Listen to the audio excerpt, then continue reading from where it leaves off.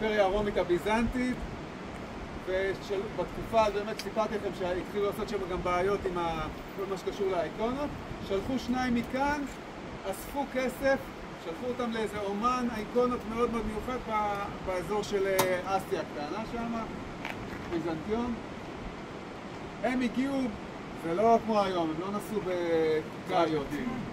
עשו את המסע עד לשם, הביאו את הכסף מהכפר, קנו את האיקונה המיוחדת מהאומן, הגיעו הנה, כשהם הגיעו הנה בדרך הכפר, הם אמרו ננוח נשען פה.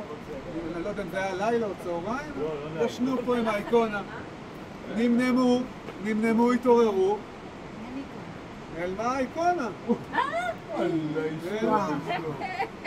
מישהו גנב את האיקונה, לא יודע, נעלמה, גנבו, לא יודע, נלחצו. זה לא צפינו. אחרי כל המסע ואחרי כל הכסף שהושקע ועוגמת הנפש, מתעוררים, לא מבינים מה קורה.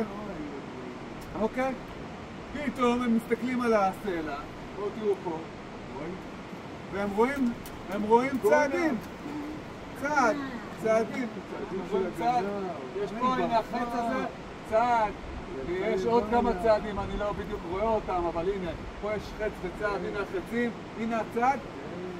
ואז הם התחילו ללכת עם הצעדים, הלכו עם הצעדים לראות מה קורה על הסלע, והגיעו למערה באזור פרוסוס. במערה פתאום הם ראו אור גדול, צלילים קדושים, הם נכנסים לתוך המערה ורואים את האיקונה, מאירה אור גדול בתוך המערה שם, ואז הם הבינו שהם רוצים להישאר שם, שזה סימן שהאיקונה רוצה להיות שם, והם מבחינתם זה הייתה מריה בכבודה ובעצמה.